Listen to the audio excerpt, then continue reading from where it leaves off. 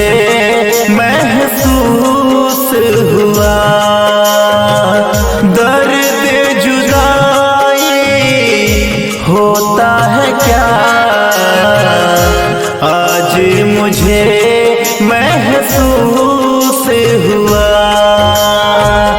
जिनसे सजाया सपना दिल का वो ही मुझसे दूर हुआ। दर्द जुदाई होता है क्या आज मुझे महसूस हुआ।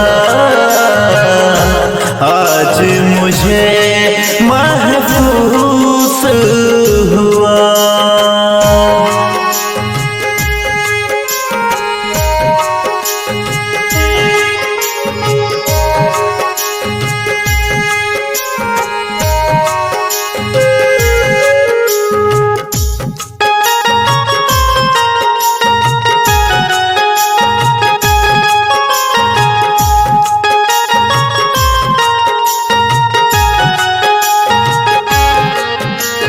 ऐसा दर्द मिले न किसी को जैसा मुझे मिला।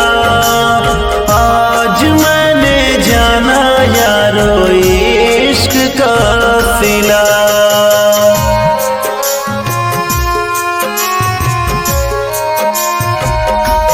हो ऐसा दर्द मिले न किसी को जैसा मुझे मिला। आज मैंने जाना यारो इश्क का सिला। सोचा नहीं था हाल ये होगा, इतना मैं मजबूर हुआ। दर्द जुदाई होता है क्या आज मुझे महसूस हुआ।